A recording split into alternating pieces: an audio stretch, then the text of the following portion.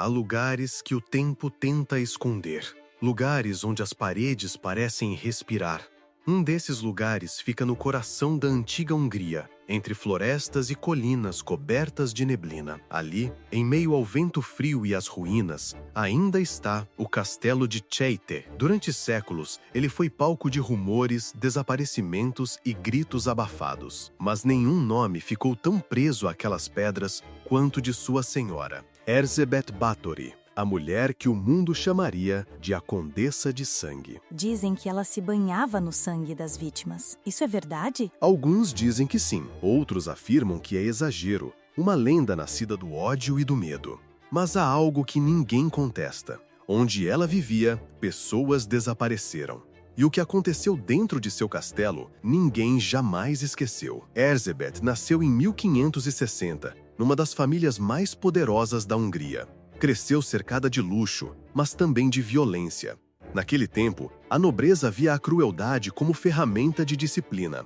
Crianças assistiam a castigos, servos eram torturados por pequenos erros e o sangue fazia parte da rotina. Erzsébet observava tudo e nunca desviava o olhar. Então ela aprendeu cedo que poder e dor andavam juntos. Exato. Enquanto outras meninas aprendiam a bordar, ela aprendia sobre controle, sobre medo. Era inteligente, falava várias línguas, lia sobre ciências e religião. Mas, por trás da cultura e da beleza, crescia algo frio e ambicioso. Aos 15 anos, foi prometida a um guerreiro chamado Ferenc Nadasdy. Ele era conhecido por sua ferocidade nas batalhas, tanto que o chamavam de o Cavaleiro Negro da Hungria. O casamento uniu duas linhagens nobres e dois corações sombrios. Juntos, herdaram o castelo de Chejte. Enquanto Ferenc guerreava, Erzsébet governava. E, sozinha, descobriu o gosto de mandar. O poder absoluto começou a amoldá-la. Ela exigia a perfeição de todos. Um erro, uma mancha no vestido, um olhar errado, e a punição vinha imediata. No início, eram castigos normais para a época, mas aos poucos começaram a ficar diferentes. Os criados diziam que ela observava o sofrimento com uma calma inquietante, como quem estuda uma lição. E foi nessa época que começou a obsessão dela com o sangue? Foi. Tudo teria começado com um acidente banal. Uma criada, ao pentear seus cabelos, puxou um fio com força. Erzsébet, furiosa, lhe deu um tapa. O sangue escorreu do nariz da moça e respingou na pele da condessa. Ela olhou para o espelho e jurou ver seu rosto mais radiante. Desde aquele dia, algo mudou. Ela começou a acreditar que o sangue era a chave da juventude. Primeiro, observava discretamente as criadas feridas. Depois, começou a testar o que via. E quando percebeu que ninguém ousava questioná-la, mergulhou na ideia de que a vitalidade das jovens podia ser absorvida, transferida. Com o tempo, a rotina no castelo se transformou. Servas desapareciam, novas chegavam. E nas aldeias vizinhas, o medo cresceu como uma sombra. Mas ninguém fez nada? Quem ousaria enfrentar uma Báthory? A nobreza a temia, o clero a respeitava, o povo a odiava em silêncio. O castelo era símbolo de riqueza e poder. Mas, à noite, tornava-se um labirinto de ecos e segredos. Quando Ferenc morreu em combate, Erzsébet ficou sozinha e livre. Foi então que conheceu Anna Darvulha, uma mulher mais velha, tida como curandeira. Darvulha se tornou sua confidente. E juntas, transformaram o castelo num templo do medo. As jovens camponesas eram atraídas com promessas de emprego. Muitas sonhavam em servir a condessa e melhorar de vida. Nenhuma sabia que estavam entrando em um lugar de onde não haveria retorno. Nos porões, o ar era úmido e frio. As tochas queimavam devagar e o som das cadeias se misturava a orações murmuradas. Erzsébet observava tudo. Mandava registrar detalhes, misturar ervas, recolher o sangue em baças de prata.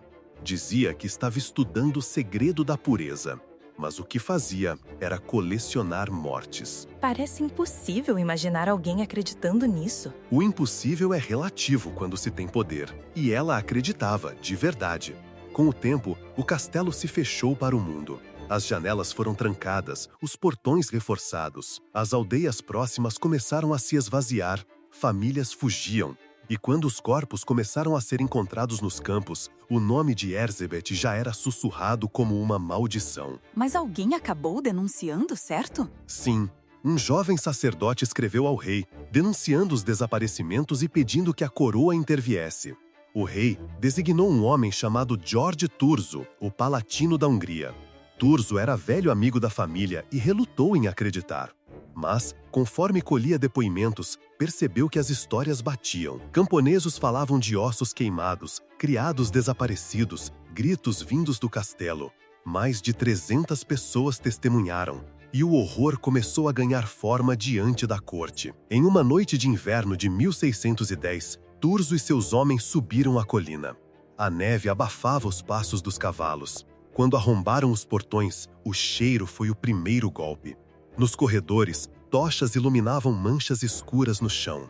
Encontraram jovens aprisionadas, corpos mutilados e, no salão principal, a condessa, sentada diante de um espelho, penteando os cabelos como se nada estivesse errado. Quando Thurzo entrou, ela apenas o olhou e disse: "Vieram interromper minha noite?" Ela não demonstrou medo? Nenhum. A serenidade dela foi o que mais assustou os soldados. Era como se acreditasse que nada daquilo importava, como se o tempo ainda estivesse ao seu favor. A prisão foi imediata. O castelo inteiro virou prova. O nome Báthory, antissinônimo de respeito, passou a significar morte. E o que fizeram com ela? Foi julgada em segredo. Os criados confessaram e foram executados. Erzsébet negou tudo. Disse que as acusações eram inventadas, que queriam tomar suas terras, mas ninguém acreditou. Por ser nobre, não seria executada. A pena foi o confinamento. Trancaram-na viva no próprio castelo. Selaram janelas e portas, deixando apenas uma pequena abertura por onde passariam comida e ar. E assim, a mulher que quis aprisionar o tempo ficou aprisionada por ele. Sozinha, até o fim. Sim, dizem que passou 4 anos assim. Sem espelhos, sem criados, sem reflexos. Em agosto de 1914, os guardas notaram que a comida deixada na abertura não fora tocada. Quando arrombaram parte da parede, encontraram-la deitada, imóvel. A condessa de sangue estava morta. Quando a notícia da morte de Erzsébet se espalhou, o silêncio tomou conta das aldeias. Ninguém comemorou. Não houve funeral nem orações. O corpo foi enterrado em segredo, em algum lugar nunca revelado. Alguns dizem que foi sepultado dentro das próprias muralhas. Outros, que o corpo foi levado às pressas e escondido, para que o povo não o profanasse. O castelo de Cheitte foi abandonado. As pedras começaram a rachar, o musgo cobriu as janelas e o vento passou a habitar os corredores. Mas o medo, esse ficou. Com o tempo, surgiram lendas. Diziam que nas noites mais frias era possível ouvir passos leves no salão principal, que uma mulher caminhava lentamente, segurando um espelho, e que o reflexo nesse espelho não era o dela, mas das jovens que haviam morrido ali dentro. As pessoas ainda acreditam nisso? Mais do que você imagina. Os habitantes da região evitam chegar perto do castelo depois do sol. Alguns juram ouvir gritos quando o vento sopra das colinas. Outros dizem que ao olhar para dentro das ruínas, é possível ver uma silhueta imóvel, observando de uma das torres. Erzsébet Báthory foi uma mulher que teve tudo, e no fim, foi o medo que a destruiu. O medo de perder a juventude, o controle, o reflexo. Ela queria a eternidade, e conseguiu, mas não da forma que esperava. Como assim? Pense, séculos se passaram. Reis, impérios e cidades desapareceram, mas o nome dela ainda é lembrado. Talvez essa seja a verdadeira eternidade.